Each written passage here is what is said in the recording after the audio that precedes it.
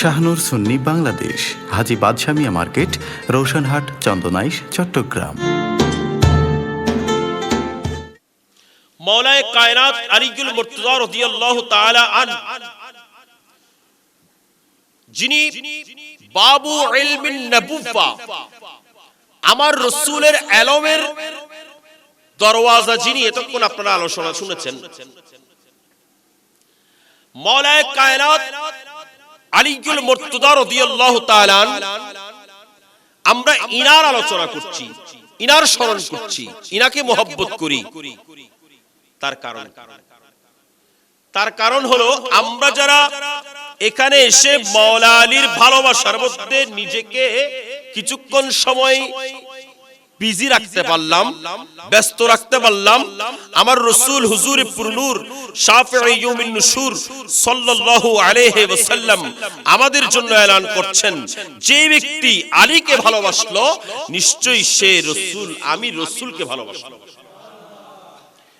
হযরত মাওলায়ে কায়নাত আলীউল মুর্তজা রাদিয়াল্লাহু তাআলা আনহু, এটা মিশকাত শরীফের হাদিস, এটা মুসনাদে আহমদ শরীফের মধ্যেও আছে। এগুলো আপনারা সব সময় হুজুরের জবান থেকে শুনে থাকেন। উম্মুল মুমিনিন হযরত সাইয়্যিদা উম্মে সালামা রাদিয়াল্লাহু তাআলা আনহা, উনি এলান করতে লাগলেন, قالت قال رسول الله সাল্লাল্লাহু আলাইহি ওয়াসাল্লাম লা ইউহিব্বু আলিয়ান মুনাফিকান, আলীকে যারা ভালোবাসবে না এরা সবাই হলো মুনাফিক, এরা সবাই হলো মুনাফিক। আলীকে মুনাফিক ছাড়া আর কেউ ভালো না বেশে পারে না।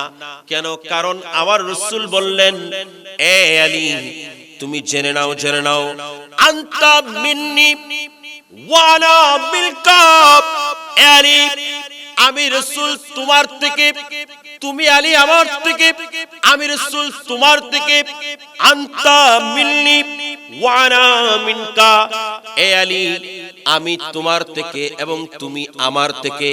আমার রাসূল এই কথার মাধ্যমে জানিয়ে দিলেন, এ দুনিয়ার মানুষ জেনে নাও, আলী আমার থেকে সেটা তো সবাই বুঝে, আলী আমার থেকে, অর্থাৎ আলী বেলায়েত পেয়েছেন আমার থেকে, আলী হিকমত পেয়েছেন আমার থেকে, আলী আলম পেয়েছেন আমার থেকে, আলী মর্তবা পেয়েছেন আমি রাসূল থেকে।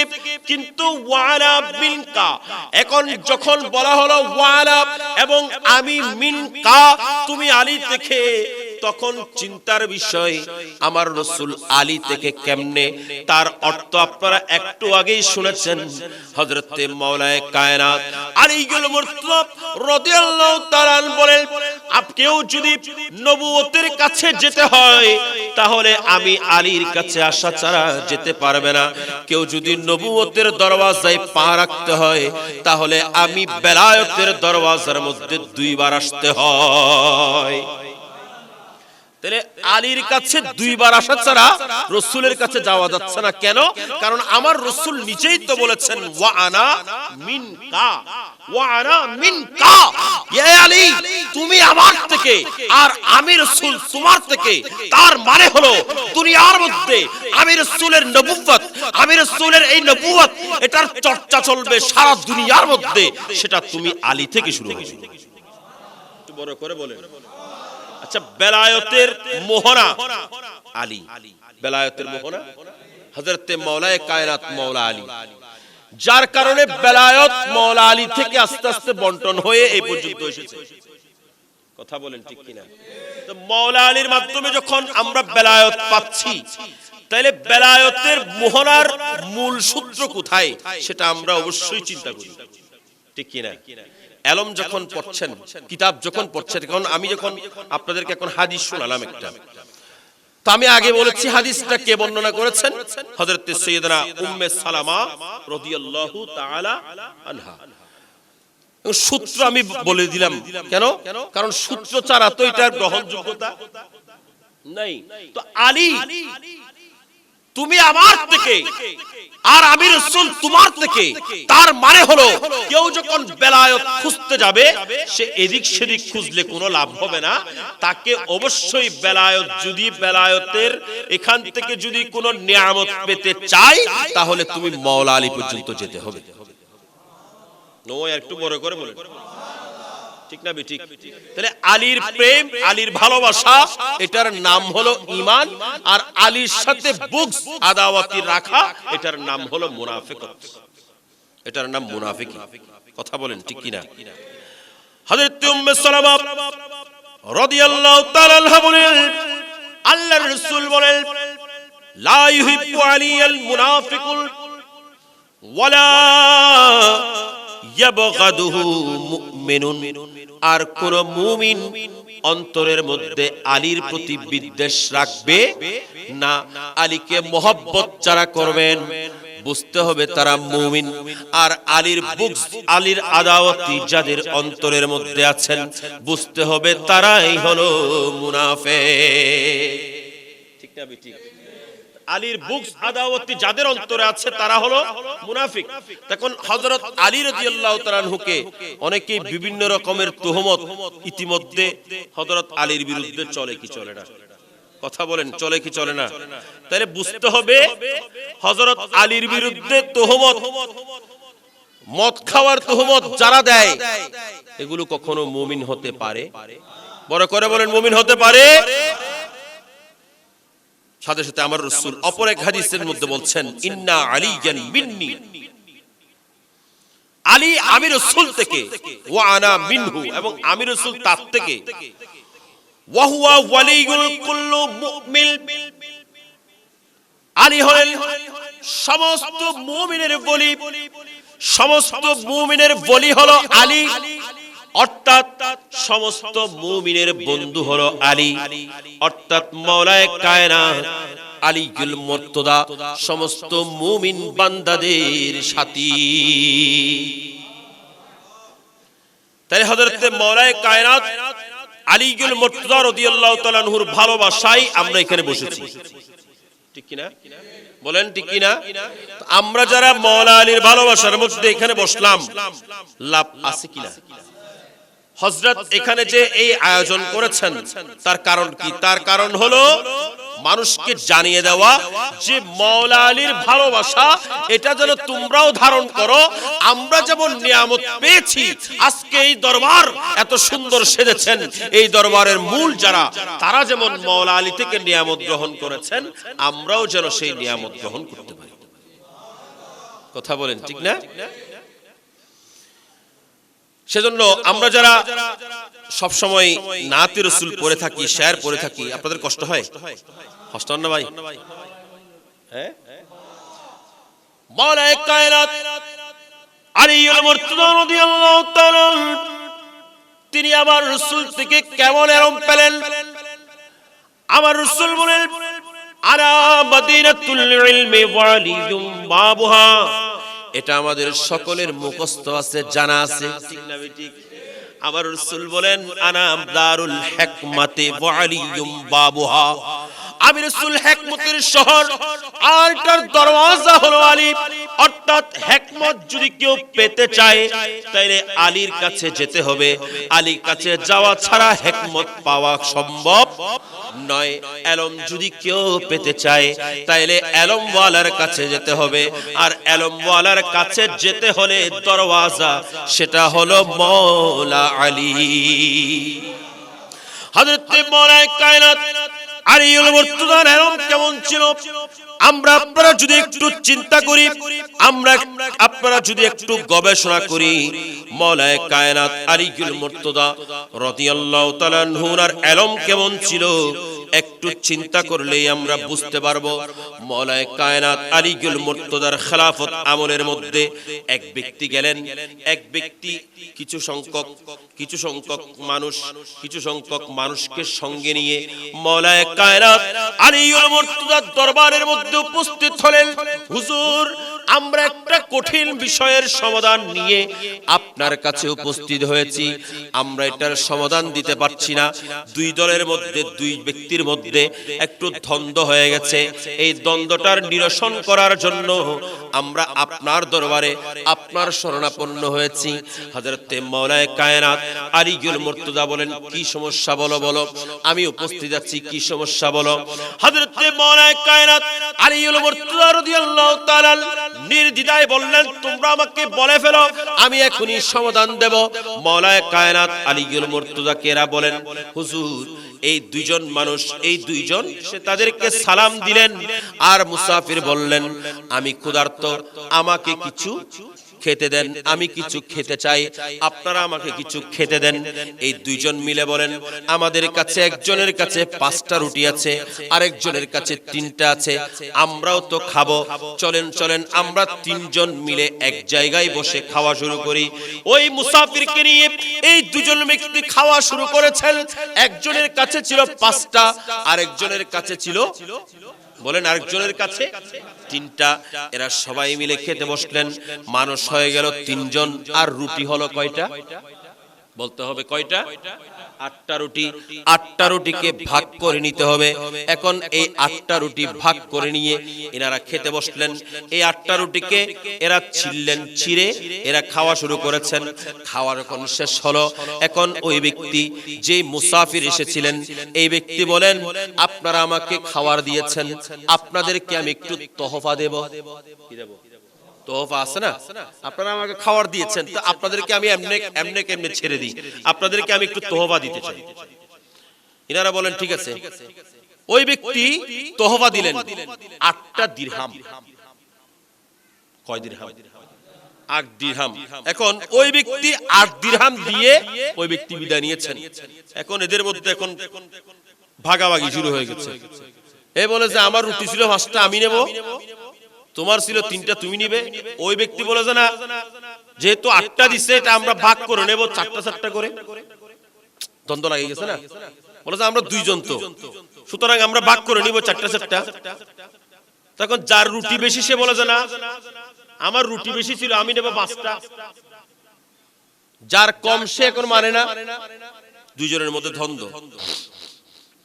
মাওলায়ে কায়নাত আলীউল মুর্তজা বলেন, এটা তো সামান্য একটা বিষয় মাত্র, এটা নিয়ে তো চিন্তার কি আছে, এটা নিয়ে তো চিন্তা করার কোনো দরকার নাই। বলে যে তোমার রুটি কয়টা ছিল? এই ব্যক্তি বলেন 5টা। তোমার কয়টা ছিল? বলে 3টা। ঠিক আছে, তাইলে তোমরা মানুষ কয়জন? বলে যে আমরা মানুষ 3জন। মানুষ কয়জন? 3জন। তাইলে 3জন যেহেতু, একটা রুটিকে 3 দিয়ে ভাগ করো, একটা রুটিকে 3 ভাগ করো। একটা রুটি যখন 3 ভাগ হলো, তাইলে এবার আপনি আমি একটু হিসাব করি, 8টা রুটিকে 3 দিয়ে ভাগ করলে কত হয়? পরে করেন। 8টা রুটি 3 দিয়ে ভাগ করলে কত হয়? 24।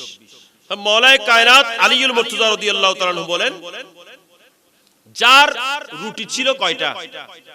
মোট 8টা। ভাগ করলে হয় 3 8 24। 24 টুকরো রুটি। 24 টুকরোর মধ্যে একজনে খেলে কত টুকরো করে খায়? বলেন না, 8টা করে খায়। তখন এই ব্যক্তি বলেন, তোমার কাছে ছিল 3টি, আর তার কাছে ছিল 5টি। তাহলে 5টি যখন তার কাছে ছিল, তুমি এক কাজ করো, যার কাছে 3টি রুটি ছিল, তার 3 তারিখে 9, তার টুকরো হয়েছে 9 টুকরো। তো 9 টুকরো থেকে 9 টুকরো যখন হয়েছে, তাহলে 9 টুকরো থেকে 8 বিয়োগ করো। 9 টুকরো থেকে কত বিয়োগ করো? 8 বিয়োগ করো। 9 থেকে যখন 8 বিয়োগ করলো থাকে কত? বলেন কত? 8। এক কেন? বলে হুজুর এটা কেমনে? বলে তোমরা তো সমান ভাগে খেয়েছো, সমান ভাগে খেয়েছো, তাই তোমার ভাগ থেকে ওই ব্যক্তি, কারণ তোমার রুটি ছিল কয়টা? 3টা। প্রথমে 3 জনের কথা বলছি, কয়টা? 3টা। তাহলে 3টা রুটিতে যদি ভাগ করে 3 তারিখে কত হয়? 9। তো 9টা ভাগ থেকে তুমি খাইছো 8টা, কয়টা? 8টা। সে খাইলো, যিনি তোমাদেরকে 8টা দিনার দিল, সে খাইলো কয়টা? আপনারা কথা বুঝেন না, অঙ্ক বুঝেন নাই? কয়টা খাইলো? একটা। কারণ 24 টুকরো হয়েছে, 24 টুকরোর মধ্যে এই খাইলো 8টা, এই খাইলো 8টা, এই খাইলো 8টা, 3 8 24। তাহলে এখানে তোমার রুটি থেকে টুকরো হয়েছে কয়টা? 3 3 9টা। তো 9 টুকরো থেকে তুমি খেয়েছো 8টা, বাকি আছে কয়টা? একটা। সুতরাং তুমি এতক্ষণ তো চিন্তা করছিলে 3 দিরহাম পাবা, এখন আর 3 দিরহামও পাবা না, এখন তুমি পাবা 1 দিরহাম। সুবহানাল্লাহ বলেন না?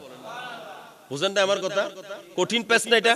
বলে তুমি পাবা শুধু এক দিরহাম। কেন? কারণ তোমার এখানে রুটি ছিল 9 টুকরো, 9 টুকরো থেকে তুমি খাইছো 8 টুকরো, ওই ব্যক্তি খাইলো 1 টুকরো।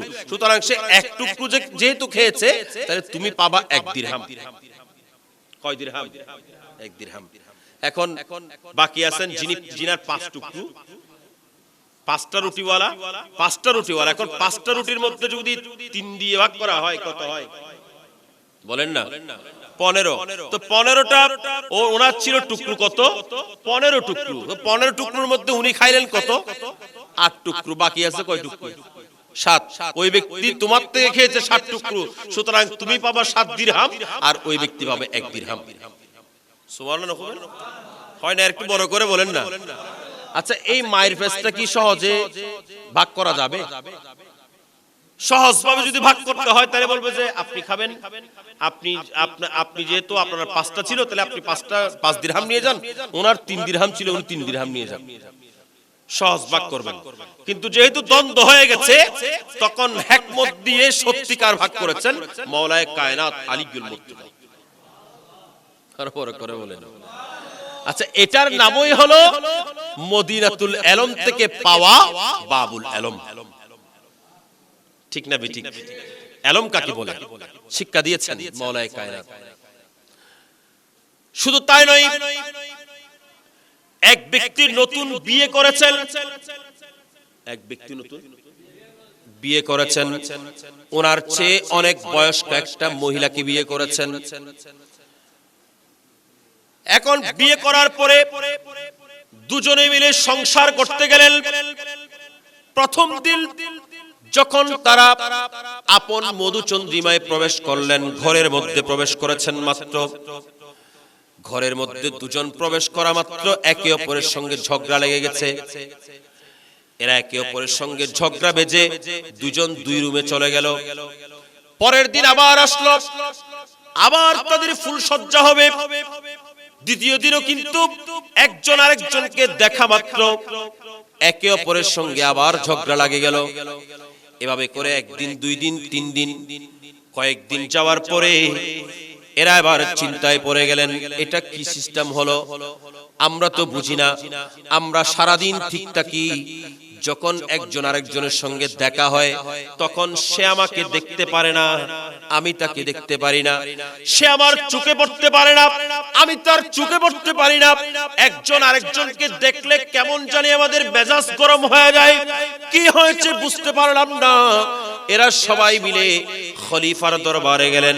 হযরতে মাওলায়ে কায়নাত আলিয়ুল মুর্তজার দরবারের মধ্যে উপস্থিত হয়ে বলেন, ওগো হুজুর, ওগো হযরত, ওগো মাওলায়ে কায়নাত, ওগো আলিয়ুল মুর্তজা, ওগো রাসূলের মিরাস পাওয়া এলমের জাহাজ, আমরা আপনার কাছে আসলাম। এটার একটা সমাধানের জন্য আমরা বুঝতে পারছি না এখন কি করব। এখন আমরা বুঝতে পারছি না আমরা কি করব। আমরা স্বামী স্ত্রী একে অপরের সামনে গেলেই আমাদের মেজাজ গরম হয়ে যায়, আমরা একে অপরের সামনে যেতে পারি না। এখন এটার সমাধান কি হবে?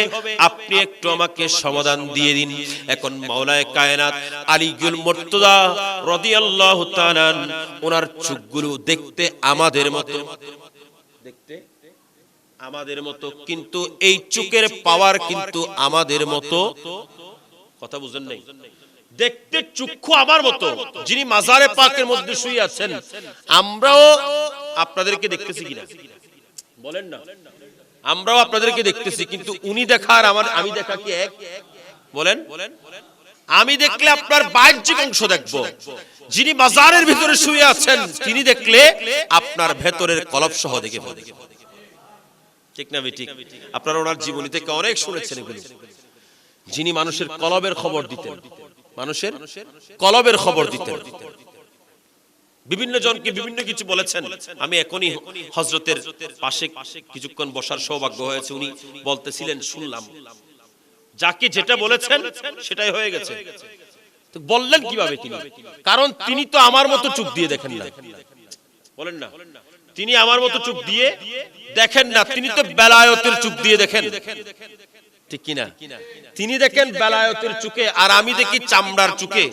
তাহলে কি এক হতে পারে? বলেন না, এক হতে পারে?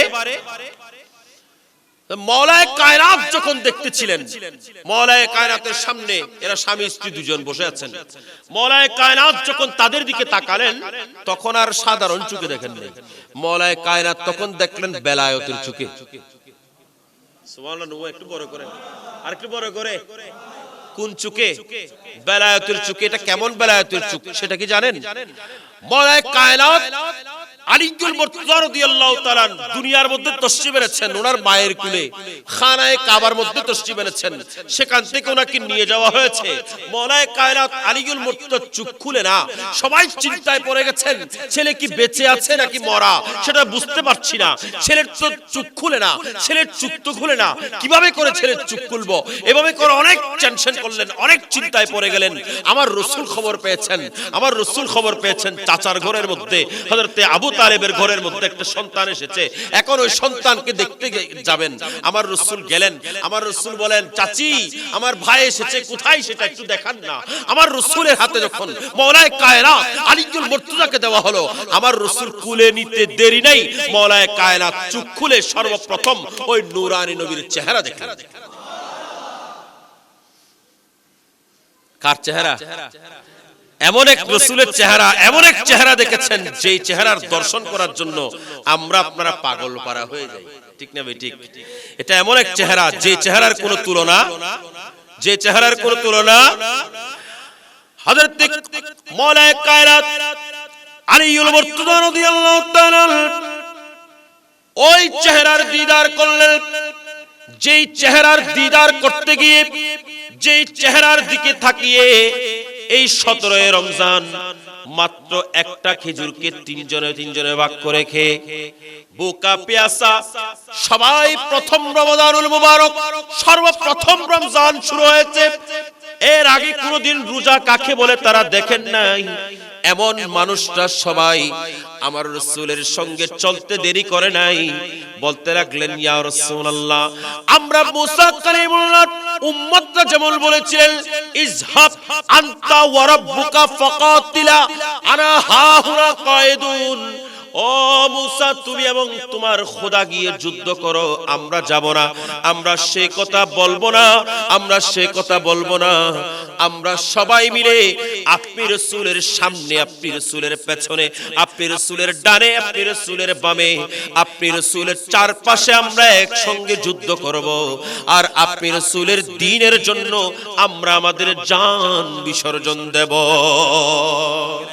মওলায়ে কায়নাত বলেন, আমি সবার সামনে বলতে চাই না, তোমরা এক পাশে আসো। এক পাশে আসলেন, এক পাশে আসার পরে বলেন, এ মহিলা, তুমি যখন নতুন নতুন যুবতী হচ্ছিলা, তখন তুমি তোমার এক চাচাতো ভাইয়ের সঙ্গে তোমার একটা পরকীয়া, একটু খারাপ কাজ হয়েছিল, তোমার একটা সম্পর্ক ছিল, খারাপ কাজ হয়ে গেছে, সেখান থেকে একটা সন্তান হয়েছিল, তুমি এবং তোমার মা মিলে ওই পাহাড়ের পাদদেশে এই সন্তানটাকে তোমরা ফেলে দিয়েছিলে। এই অবৈধ কাজের কারণে যে সন্তান হয়েছে, এই সন্তানটা তোমরা পাহাড়ের পাদদেশে ফেলে দিয়েছিলে। এই পাহাড়ের পাদদেশে ফেলে দিয়ে যখন তোমরা ফিরে আসছিলা, তখন তোমরা দেখলা একটা কুকুর গিয়ে ওই সন্তানের কাছে উপস্থিত হয়েছে। তখন তুমি সহ্য করতে না পেরে একটা পাথর নিয়ে ওই কুকুরের মাথায় মেরে দিয়েছিলে। এই পাথরটা গিয়ে কুকুরের মাথায় না পড়ে এই সন্তানের মাথায় পড়েছিল। তোমাদের কি মনে পড়ে? তখন মা মেয়ে বলেন, হ্যাঁ হ্যাঁ, আমাদের এই ঘটনা মনে পড়ে। এটা দুনিয়ার কেউ না দেখলেও, এটা দুনিয়ার কেউ না দেখলেও আমি তো মওলায়ে কায়নাত আলীউল মুর্তজা, আমি তো আমার রাসূল থেকে ইলম পেয়েছি। এটা দুনিয়াবি সাধারণ কিতাবি ইলম নয়, এটা হলো মদিনে মুতাইয়্যিবার ইলম। এটা হলো ওই ইলম যে ইলমের কোনো তুলনা নাই, যে ইলমের কোনো কিনারা নাই, যে ইলমের কোনো সীমা নাই। এমন একটা ইলম আমাকে দান করেছেন আমার রাসূল। সুতরাং আমি দেখতে পাচ্ছি তোমাদের অবস্থা, তোমাদের অতীতগুলো আমি দেখতে পাচ্ছি। এ মহিলা এবং মহিলার মা, তোমরা সেদিন যে পাথরটা মেরেছিলাম, এই পাথরটা কিন্তু ওই কুকুরের গায়ে না পড়ে সন্তানের গায়ে পড়েছিল। তোমাদের কি মনে আছে? ওনারা বলে হ্যাঁ হ্যাঁ হ্যাঁ হুজুর, আমাদের মনে আছে, আমরা তওবা করেছি, আমরা তওবা করেছি হুজুর, আমাদের মনে আছে।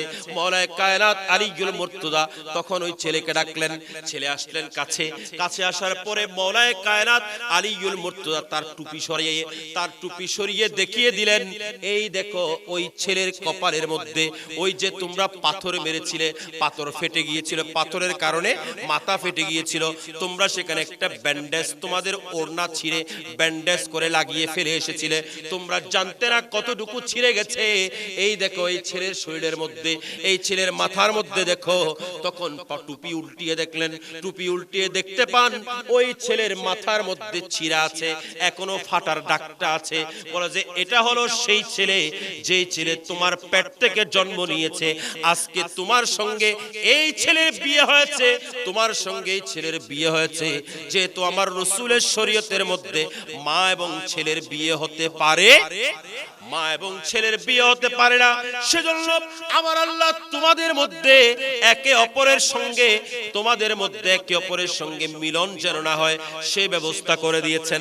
তোমরা একজন আরেকজনকে দেখা মাত্র তোমাদের অতিষ্ঠ হয়ে যাও, তোমরা রেগে যাও, তোমরা তাদেরকে একজন আরেকজনকে দেখলেই মন খারাপ হয়ে যায়, তোমরা সেখান থেকে সরে আসো। তার একটাই মাত্র কারণ, এটা হলো মা আর তুমি হলা ছেলে। বড় করে বলেন না, মা এবং, আপনারা আমার কথা বুঝেছেন? মা এবং ছেলে। আচ্ছা এই ঘটনা, এটা কি কেউ জানে? নামাতের এই ঘটনা কেউ জানে? তো ঘটনা কেউ জানে না, সেটা আলীউল মুর্তজা জানলেন কিভাবে? কারণ তিনি হলেন বাবু উলুমিন নবুওয়া, আমার রাসূলের ইলমের শহরের দরওয়াজা মওলায়ে কায়নাত আলীউল মুর্তজাকে বানিয়েছেন। আমার রাসূলের হিকমতের দরওয়াজা মওলায়ে কায়নাত আলীউল মুর্তজাকে বানিয়েছেন। সেজন্য মওলা আলী দেখা মাত্র চিনে ফেলেছে। হয় না আর বড় করে? তো সেজন্য আমরা ওইখানে বসেছি এই পঞ্জতন পাকের গোলামি ইখতিয়ার করার জন্য, ঠিক না বেঠিক? এটা পঞ্জতন পাকের গোলামির মজলিস। ইমাম আহলে সুন্নাত রাহনুমায়ে তরিকত আলমবরদার আহলে সুন্নাত হুজুর কিবলা আল্লামা হাশমি রহমতুল্লাহি আলাইহি, ইনি সদা সর্বদা যখন 12 দিন ব্যাপী মাহফিল হতো, মাওলা আলীর ফাতিহা হতো, তখন আমাদেরকে দিয়ে একটা শের পড়াতেন। আমরা একটা শের পড়তাম। এই শেরটা আপনারা হয়তো একটু আগে শুনেছেন, তারপরেও আমি আপনাদেরকে নিয়ে একটু আবার পড়তে চাই। করে বলুন সুবহানাল্লাহ। মাওলায়ে কায়নাত আলীউল মুর্তজা রাদিয়াল্লাহু তাআলা, উনি যে বাবু উলুমিন নবুওয়া, উনি যখন দেখলেন আমার মতো আপনার মতো চোখ দিয়ে নয়, মাওলায়ে কায়নাত যখন দেখলেন, তখন তিনি বেলায়েতি চোখ দিয়ে দেখেছেন, আমার রাসূলের দেয়া ইলমের হিকমতের চোখ দিয়ে দেখেছেন। সেজন্য মাওলায়ে কায়নাত উনি সঙ্গে সঙ্গে বলে দিয়েছেন, তুমি হলা মা আর এটা হলো তোমার সন্তান। গোপন বিষয় পর্যন্ত উনি বুঝতে পারেন, জানতে পারেন। কিভাবে পারেন? রাসূলের দেয়া ইলমের মাধ্যমে, ঠিক না বেঠিক? তো মাওলায়ে কায়নাত আলীউল মুর্তজার শান এবং আজমতের মধ্যে আমরা যারা এখানে ওনার আলোচনার মধ্যে বসেছি, আসলে মূলত কোন আমরা ওনার আলোচনা করে ওনাকে আমরা বড় করতে পারবো, ওনার শান বড় করতে পারবো, সেটা কখনো নয়, সেটা কখনো নয়। বরং আমরা আমার রাসূলের একটা হাদিসকে অনুসরণ করছি। হযরতকে যদি জিজ্ঞেস করেন, তিনিও বলবেন আপনি মাহফিলগুলো কেন করছেন? বরং হযরত একটু আগে আমাকে বললেন যে তিনি আজকে হযরতের আব্বাজানের সিস্টেম অনুযায়ী গরু জবে করেছেন। গরু জবে করার পরে উনি চুলও ছেটেছেন। কি করেছেন বড় করে বলেন না। আচ্ছা, এই বিষয়গুলো কি আমাদের মাথায় কখনো আসবে? মওলা আলীর নামে কুরবানি দিয়েছেন, মওলা আলীর নামে উনি জবে করেছেন, জবে করার পরে আবার উনি চুল ছেটেছেন। তার মানে কি বুঝছেন? তার মানে হলো আমি আমার চুল ছাটা, খানায়ে কাবার মধ্যে যারা যান, হজের মধ্যে যারা যান, ওখানে চুল ফেলতে হয় কিনা, হলক করতে হয় কেন? কারণ কি? কারণ হলো আপনার ভেতরে যত রকমের অহমিকা, যত রকমের কিছু আছে, সব কিছুকে ত্যাগ করতেছেন, এটাই তার প্রমাণ। কথা বুঝেন নাই? চুল এটা শানের জিনিস না, সৌন্দর্যের জিনিস না? আমাদের ইয়াং ভাইরা যারা আছেন, এই রমাদানুল মুবারকের মাসে বেশিরভাগ দেখবেন শেষের দিকে, শেষ দশকে, হ্যাঁ, মুরব্বীরা থাকবেন মসজিদে আর ইয়াং ভাইরা থাকবেন সেলুনের দোকানে। কেন? বলে চুলরে ক্যাঙ্গুরি শেডিং করে ফেলছুম, চুলটাকে কেমন করে কাটলে সুন্দর হবে, কেমনে কাটলে ঈদের মধ্যে একটু বাহার দেখা যাবে। কথা বলেন ঠিক না? চিন্তা ভাবনা এগুলো। এখানে আমি সবসময় একটা কথা বলে থাকি, বিশেষ করে কোন মসজিদের মাহফিলে গেলে তখন এই কথাটা বেশি বলি, যেটা বাস্তবতা। আমরা যখন মসজিদের শুক্রবারে আমাদের সামনে একটা দান বক্স আসে কি নাই, আসে, যখন আমাদের সামনে একটা দান বক্স আসে, তখন আমরা ওখানে থলে নিয়ে আসলে বা দান বক্স দিলে, ওখানে আমরা দেওয়ার সময় ফার্স্টটিকে কয়েন যেটা পকেটের মধ্যে জনজন করে ওটা ঢুকাই দিই, ঠিক না? 5 টাকার কয়েন যেটা পকেটের মধ্যে জনজন শব্দ করতেছে, আমরা ওইটাই ঢুকাই কোথায়? ওই যে থলের মধ্যে, বাক্সের মধ্যে, মসজিদের বাক্সে। এটা আমাদের বাস্তব সত্য কথা। আপনারা দেখলে, থলে দেখলে বুঝবেন। সবার কথা বলছি না, 5 টাকার কয়েনগুলো বিশেষ করে ইয়াং ভাইরা বেশি দেয়। 5 টাকা কয়েন হদিন তো জনজন গরিব ভগড়ত, আমার ভগড়ে কয়েকটা কয়েন টয়েন আছে মনে জনজন করতেছে, তো কয়েনগুলো ঢুকাই দিছে কোথায়? বলেন না কোথায়? বাক্সের মধ্যে। আর যখন সেলুনের দোকানে গেছেন, তখন সেলুনের দোকানে চুল কাটার ঊর্ধ্বে টাকা দিলে কত হয়? বেশি দিলে ওনাদের ফি কত হয়? 60 টাকা, 70 টাকা, 80 টাকা হবে মনে হয় না? এটুকু নাকি? তার থেকে বেশি হবে? 80 টাকা। আচ্ছা 100 ধরলাম, 100 টাকা মনে করেন চুল কাটবেন। আপনি চুল টুল কেটেছেন, ভালো করে কাটার পরে 100 টাকা, তার ফি আসছে কত? 100। বলেন না কয়তো? বললে মনে থাকবে, আমি বলি সুন্দর করে আপনাদেরকে। 100 টাকা। এখন আপনি যখন চুল টুল কাটার পরে তাকে দিতে গেলেন, তখন দিলেন কত? 200 নাইলে 300, কম পক্ষে দিলে 200 টাকা। চুল কাটলো কয় টাকা? কত দিল? কত? কেন দিলেন? আমি যদি জিজ্ঞেস করি, ভাই আপনি কেন দিলেন, এই কাজটা কেন করলেন, তখন সে বলবে এটা বকশিশ দিলাম। বকশিশ কি দিলাম? বকশিশ। আচ্ছা ভাই বলেন তো, আপনি যাকে দিয়েছেন তিনি আপনার ধর্মের লোক না, সেটা অন্য বিষয়, সেটা আপনার ধর্মের লোক না, তাও অন্য বিষয়। চুল কাটার জন্য আপনি দেওয়ার সময় দিলেন কত? তার ফি আসলো 100, আপনি দিলেন 200। একটু চিন্তা করলেন না? একবারের জন্য চিন্তা করলেন না? যখন আপনি রেস্টুরেন্টে খেতে বসলেন, খাওয়ার পরে যখন আপনি 500 টাকা নোট দিয়েছেন, আপনার খাওয়ার টাকা আসলো 350 বা 400 টাকা, বাকিগুলো তুমি রেখে দাও, এগুলো তোমার ট্রিট। ট্রিট হবে না ভাই? তার হত্যা আইন যায় তো, ট্রিট নিয়ে যাও, এটা তোমার। তাকে আপনি দিয়ে দিলেন 100 টাকা, তখনও আপনি চিন্তা করেন না। কথা বলেন ঠিক কিনা? কিন্তু যেই মুহূর্তের মধ্যে আপনি আমি মসজিদের মধ্যে যাই, আল্লাহর ঘরের মধ্যে যাই, আল্লাহর ঘরের মধ্যে যখন দেওয়া শুরু করি, তখন আমার পকেট থেকে 5 টাকার কয়েন ছাড়া, 2 টাকার নোট ছাড়া বের হয় না, ঠিক কিনা? কারণ আমার অন্তর এখনো পর্যন্ত পবিত্র হয় নাই, আমার অন্তরের মধ্যে এখনো কালিমা রয়ে গেছে। এই ধরনের দরবারের মধ্যে আসার একটাই মাত্র কারণ, আপনারা যখন দরবারের মধ্যে আসবেন, আপনাদের অন্তরকে পরিষ্কার করার জন্য, আপনি দেখবেন এই গ্রিলগুলোকে যখন পরিষ্কার করার জন্য যখন আমরা চেষ্টা করি, তখন একজন রং মিস্ত্রি ডেকে এনেছি, পেইন্টার মিস্ত্রি ডেকে এনেছি, তিনি একটা সিরিজ পেপার দিয়ে ঘষে ঘষে অথবা স্ক্রাব দিয়ে ওখান থেকে জংগুলো তুলে তারপর ওখানে রং মেরে দিয়েছেন, ঠিক কিনা? জং যদি না তুলেন, রং মারলে কি থাকবে? থাকবে না, সেজন্য আগে জং তুলেছেন, তারপর রং মেরেছেন, ঠিক কি না? আর আপনার অন্তরের মধ্যে যে কালিমাগুলো জমেছে, আপনার হৃদয়ের মধ্যে যে জংগুলো জমেছে, সেগুলো কিন্তু আপনি এমনি সাফ করতে পারবেন না, কারণ সিরিজ পেপার কিন্তু এখানে ঢুকানো যায় না। এগুলো সিরিজ পেপার ঢুকানোর কাজ না, এখানে স্ক্রাব ঢুকাতে পারবেন না, এখানে সিরিজ পেপার ঢুকাতে পারবেন না। আপনার অন্তরের জংগুলো এগুলো সাফ করবেন কিভাবে? সেজন্যই এই দরবারে পাকের মধ্যে আপনাদের জন্য ব্যবস্থা করে দিয়েছেন, প্রতি সপ্তাহে একবার করে এখানে দরসে তাসাউফ অনুষ্ঠান হয়, মাসে মাসে এখানে বড় বড় প্রোগ্রাম হয়, মাওলা আলীর ফাতিহা হয়, বিশ্ব শরীফ হয়, এখানে অনেক অনুষ্ঠান হয়। এই অনুষ্ঠানগুলোর মধ্যে আপনাদেরকে আসতে হয়, আপনাদেরকে আসতে বলেন একটাই মাত্র কারণ, আপনাদের অন্তরের যে ময়লা এগুলোকে যেন পরিষ্কার করা যায়, ঠিক না বেঠিক? অন্তরের ময়লা যখন পরিষ্কার হয়ে যাবে, ক্লিন হয়ে যাবে, তখন আপনি আর সেলুনের দোকানে গিয়ে টাকা বেশি দিতে মন চাইবে না, হতো না বুঝুন? তখন আপনি সেলুনের দোকানে গিয়ে টাকা দিতে মন চাইবে না, বেশি টাকা দিতে মন চাইবে না। মুখের মধ্যে দাড়ি রাখতে পারে না, অনেক সময় সেভ করতে করতে করতে করতে অনেক অনেক মানুষ আছেন ডেইলি 2 বার সেভ করে, কারণ একটা একটা অর্ডার ফালালে আবার আছে।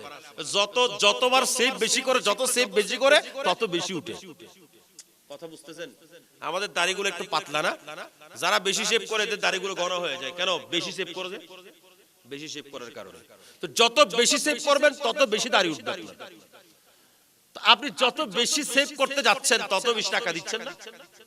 আচ্ছা, এই আপনি যে রাত দিন সেভ করতেছেন, সেভ না করে এগুলো যদি রেখে দেন, একদিকে সুন্নাত আদায় হবে, অপরদিকে আপনার চেহারার জ্যোতি বাড়বে, অপরদিকে আপনাকে দেখলে মানুষের অন্তরের মধ্যে একটা মহব্বত জন্মে। আমার ভাইয়েরা, আমি বলতে চেয়েছিলাম, আমার কথা শেষ পর্যায়ে এসে আপনাদেরকে একটা কথা বললাম। আমরা আপনারা এখানে যখন এসে যাই, আপনারা যদি হযরতের কাছে জিজ্ঞেস করেন, হুজুর আপনি এই আয়োজন কেন করলেন, আপনি এই মজমা কেন বসালেন, আপনি আমাদেরকে সারা রাত ব্যাপী 21 রমজান 20 তারিখ দিবাগত 21 তারিখের রাত আপনি আমাদেরকে কেন বসিয়ে নিলেন, আমরাও কেন বসলাম?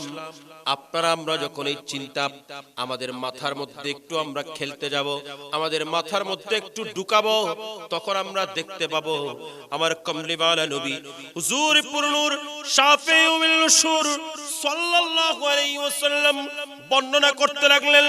আমার রাসূল হুজ্জাতুল বিদা শেষ করে নবীজি যখন সাহাবীদের দিকে নিয়ে আসতে লাগলেন, আমার রাসূল যখন ফিরতে লাগলেন, এই ফিরতে ফিরতে যখন গদিরে খুম নামক এসে আমার রাসূল যাত্রা বিরতি করলেন। এই যাত্রা বিরতির মধ্যে আমার কমলিওয়ালা নবী এখানে একটা মিম্বর বসালেন, মিম্বরের উপর আমার রাসূল দাঁড়ালেন। মিম্বরের উপর আমার রাসূল দাঁড়িয়ে আমার রাসূল খুতবা দিতে লাগলেন। আমার রাসূল বলতে লাগলেন, ইয়া মাশারাল মুসলিমিন, মুসলমান সম্প্রদায়, আলাস্তু আউলা বিকুম মিন আনফুসিকুম, আমি কি তোমাদের জানের চাইতে বেশি নিকটে নই? আমি রাসূল কি তোমাদের জানের চাইতে কাছে নই? সবাই উত্তর দিলেন, ইয়া রাসূলুল্লাহ। ক্বালু বালা, ইয়া রাসূলুল্লাহ, হ্যাঁ হ্যাঁ, আপনি আমাদের জানের চাইতেও কাছে, আপনি আমাদের প্রাণের চাইতেও কাছে। কথা বলেন ঠিক না বেঠিক? আমাদের জানের চাইতেও যিনি অবস্থান কাছে করেন তিনি হলেন আমার রাসূল। আন-নবিয়্যু আউলা বিল মুমিনিনা, নকদ अपना दाम हो ही जाएगा, नकद अपना दाम हो ही जाएगा, जाएगा हाँ जाएगा, लुत्फ उनका आम हो ही जाएगा, शाद हर ना काम हो ही जाएगा। আমার রাসূল বলেন, আমি তোমাদের জানের চাইতেও কাছে নই কি? সবাই বললেন, ক্বালু বালা, হ্যাঁ হ্যাঁ, আপনি আমাদের সকলের জানের চাইতেও কাছে। আমার কমলিওয়ালা নবী হুজুর পুরনুর সাল্লাল্লাহু আলাইহি ওয়াসাল্লাম ফাআখাযা বিয়াদি আলীন, হযরত সাইয়েদনা আলীউল মুরতাদা রাদিয়াল্লাহু তাআলা আনহুর হাত ধরে আমার রাসূল দাঁড় করালেন। তারপর আমার রাসূল বলতে লাগলেন, ফাকালা মান কুনতু মাওলাহু ফাহাযা আলিয়ুম মাওলাহু। যে মানুষের জন্য, যে মুসলমানের জন্য, যে প্রেমিকের জন্য, যে মুহিবের জন্য আমি রাসূল মাওলা, আমি রাসূল মাওলা, আমি রাসূল ঘোষণা দিলাম, আজকে তোমাদেরকে আমি জানিয়ে দিলাম, ও দুনিয়াবাসী জেনে নাও, আমি যাদের জন্য মাওলা আমার আলী তাদের জন্য মাওলা। সঙ্গে সঙ্গে আমার রাসূল হাত তুলে দোয়া করতে লাগলেন, আল্লাহুম্মা আল্লাহুম্মা ওয়ালিমান ওয়ালাহু ওয়া আদমান আদাহু ওয়া আহিব্বা মান আহাব্বাহু ওয়া আবগাদা মান ইউবগিদুহু। আয় আল্লাহ, আমি তোমার দরবারে ফরিয়াদ করি, ও আল্লাহ জেনে নাও, ও আল্লাহ তুমি আমার ফরিয়াদ কবুল করে নাও। যে ব্যক্তি আলীর সঙ্গে দোস্তি রাখলো, যে ব্যক্তি আলীর সঙ্গে সম্পর্ক রাখলো, আল্লাহ তুমি তার সঙ্গে সম্পর্ক রাখো। এই দরবারের শিক্ষা এটাই, আমরা আলীর সঙ্গে সম্পর্ক স্থাপন করছি যাতে করে আল্লাহর সঙ্গে আমাদের সম্পর্ক ঠিক থাকে। বড় করে বলেন ঠিক কিনা? তারপর ওয়া আদমান আদাহু, যে ব্যক্তি আলীর সঙ্গে দুশমনি করে, আল্লাহ তুমি তার সঙ্গে বিদ্বেষ রাখো, তার সঙ্গে শত্রুতা রাখো। এবং সঙ্গে সঙ্গে আমার রাসূল আরো বলছেন, ওয়া আহিব্বা মান আহাব্বাহু, যে ব্যক্তি আলীর সঙ্গে মহব্বত রাখে, আল্লাহ তুমি তার সঙ্গে মহব্বত রাখো। ওয়া আবগাদা মান ইউবগিদুহু ওয়া আবগিদ মান ইউবগিদুহু, যে ব্যক্তি আলীর সঙ্গে বুগস আদাওয়াতি রেখেছে, আল্লাহ তুমিও তার সঙ্গে বুগস আদাওয়াতি রাখো। এটা থেকে আমরা বুঝতে পারলাম আজকে এই বিশ্ব দরবার শরীফের মধ্যে আপনাদেরকে নিয়ে হযরত এই মাহফিল এজন্য করেছেন যাতে করে আলীর সঙ্গে আপনাদের সম্পর্ক স্থাপন করাতে পারে।